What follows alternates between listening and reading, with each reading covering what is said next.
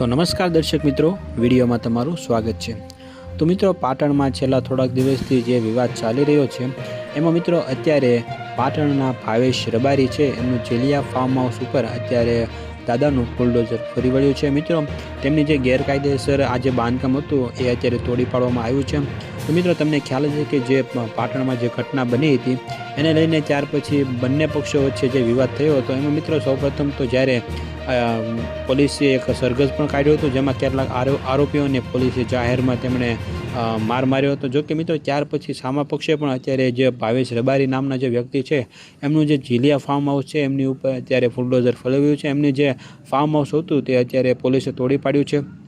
તો મિત્રો, આ સમગ્ર મામલે તમારું શું કહેવું છે તમે કોમેન્ટમાં અમને જરૂરથી જણાવજો। અને આવી ગુજરાતને લગતી અપડેટ્સ જો તમે મેળવવા માંગતા હો તો વિડીયોને લાઇક કરી દેજો અને સાથે સાથે ચેનલને સબસ્ક્રાઈબ પણ જરૂરથી કરી દેજો। અને મિત્રો, એક ખાસ નોંધ કે અમે અહીં કોઈનો સપોર્ટ નથી કરતા અને કોઈનો વિરોધ પણ નથી કરતા, માત્ર ને માત્ર તમને અપડેટ્સ આપવાના હેતુથી આ વિડીયો બનાવવામાં આવેલો છે।